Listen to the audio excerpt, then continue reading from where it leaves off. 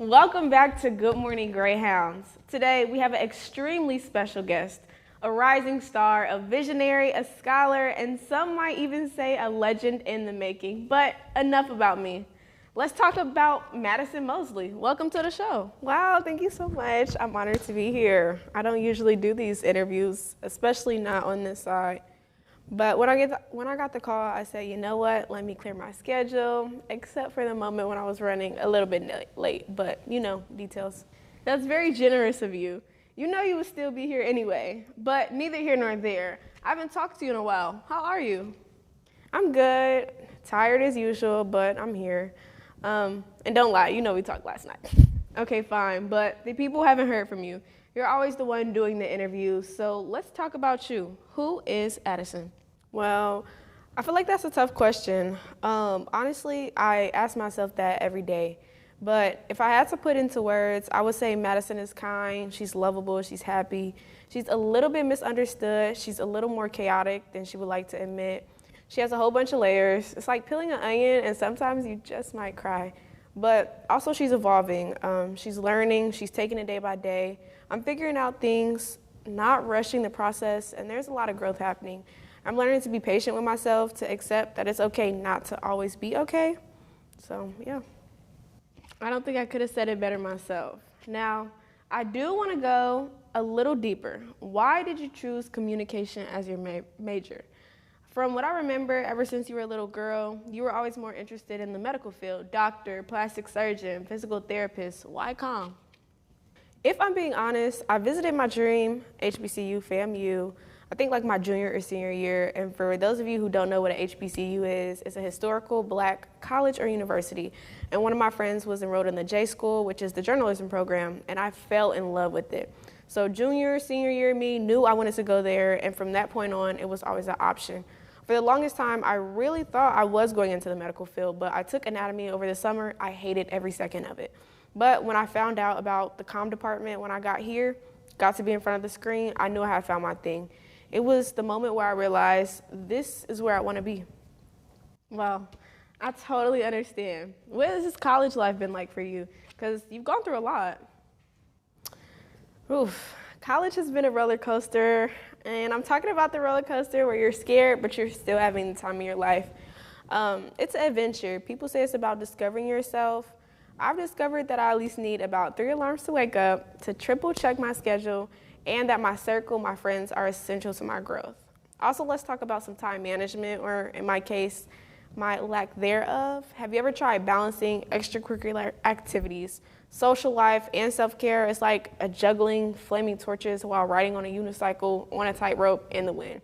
But at the same time, it's also taught me how to be adaptable and to keep pushing even when things get tough. But you know what? I'm learning. Every day is a new lesson in flexibility. Sounds intense. Any memorable college moments so far? Absolutely. One time I stayed up all night to finish an assignment, and I swore I would never procrastinate or stay up again. My sleep schedule's horrible. And then I did the exact same thing the next week. Or the time I walked into the wrong classroom, sat 20 minutes in a lecture before realizing I was in the wrong place. Definitely not my field. I think my favorite moment would be the random deep talks with my friends, the spontaneous late night food drives, and of course the legendary Let's Link meetings that, you know, I run. But I've built there. It's been life-changing. Well, I know college hasn't just been fun though. It's also changed you in good ways and tough ways. I know your dad passed away while you were here, so how did that shape you? I would say losing my dad changed me in good ways and bad ways. It wasn't the assignments or sleepless nights. It was realizing that I actually had lost my dad, like he was no longer there. I feel like it did make me stronger as a person, but it made me more aware of my vulnerabilities. So if I could go back in time, I would tell myself it's okay not to be okay, and it's okay to ask for help, because sometimes I still catch myself reliving in the past. And I have to remind myself that now is important in this moment. It's something I work on every day. Life isn't easy, but I'm learning to give myself grace, and that's been key. That's powerful. Thank you for sharing that. Before we continue, we had our ground reporter, Dylan Euler, go around campus today to quiz some of our Greyhounds. Here is the person on the All right, we're here with Angie. And Angie, I got some trivia questions for you. Well, we all know who this is, but introduce herself anyways. My name's Mia. We all know Mia. We all love Mia. Peyton. Peyton. All right. And now we're here with. Lily. All right. We're here with. Michael. For starters, I want to ask a little about yourself. What are you studying here? Psychology. Communication. Mechanical engineering. Biology. Criminal justice. Criminal justice. And what's your GPA? 3.5. 3.5. You're smart. You're in the library here. You're studying up, you know. I think a 3.5. 3.94. Wow. That's the highest one we've had so far. You're almost a 4. Dang. I mean, look at all her notes here. She's in the library, like, she's a smart gal. 3.8. 3.8. That's your second highest GPA today. Can I ask you some questions? Test that 3.5, all right? Some simple stuff. Nothing too crazy. What is the closest planet to the sun? You got me? I got you on that one. You want to hit? Starts with an M. Mars. That one's a little further than us. Try going the other way. Dang it. Oh God, hold on. I'm channeling my 4th grade science class. Mercury? Yes, Mercury. Good job. Jupiter. Mercury. Venus. Oh, dang, it's Mercury, isn't it? Yeah, it's Mercury. So, no. Come back. If you're in a race, right, and you're running a race, and you pass a person in second place, what place are you in? First. You'd be in second place. You'd be in 2nd place. Good job. Yes, correct. You'd be in first. You'd be in second place because you took his spot. Second. Yes, correct. I don't know. I don't give a crap. First. Second place, correct. How many sides does a hexagon have? Oh my God. 8. 6. All right. 6. Correct. 8. No. 6. There we go. Got there in the end. That's all that matters. 6. Bang. All right. 6. Give me like the dumbest question ever. No. If a plane crashes on the border between U.S. and Canada, where would you bury the survivors? Is directly on the border? Yeah. Like right on the border, splitting U.S. and Canada. Where would you bury the survivors? Yeah. 50-50. At home? Why are we burying survivors? The U.S. I don't. Why are we burying survivors? Oh, Mia. You're so right. Oh my goodness. She's doing great. Underground. But they're survivors. Why would you? Oh. That's weird. Oh, wait. This is a common one. Between U.S. and Oh, you Canada. would bury this one. Yes. Good job. You don't bury survivors. Genius. That's the criminal justice question right there. So, do you know who wrote Romeo and Juliet, by chance? Oh God. No. Shakespeare. Oh, Shakespeare. Okay, good job. William Shakespeare. Shakespeare. Shakespeare. Yes, correct. All right, last one for me. Silk. Can you spell silk out loud? SILK. Okay, awesome. SILK. Yes. SILK. SILK. SILK. And then what do cows drink? Don't they eat grass? Drink. I don't know. Just take a guess. Water. There you go. She got that one. I mean, like water. Okay, nice. Water. Milk. Bang! They drink water, my friend. The babies don't. He did cook me. Water. 3.94, guys. 3.94. Good stuff. Okay, let's talk about career goals. Where do you see yourself in about 5 years? Rich, very, very rich, preferably in a high-rise office with a view, sending important emails while sipping overpriced coffee.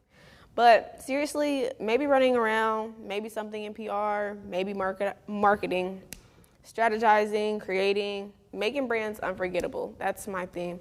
Maybe even having my own agency someday, but let's be real, I'm going to be on TV. You're gonna see me on somebody's screen, making magic happen, hosting, producing, creating, just full on stardom. I feel like TV was made for me. I wanna be a household name. I wanna be known. The fits, the style, the talking, I do it for free, and the dream is becoming the reality. Okay, now let's talk about sports. I know you've had your hands in a lot of different projects, but where does sports fit into your future? I would love the opportunity to work in sports. I really enjoy it, and it's funny because I wasn't always a huge sports person, and low-key I'm still not, but it's grown on me, especially football and basketball. It's the energy, the strategy, the hype of the game.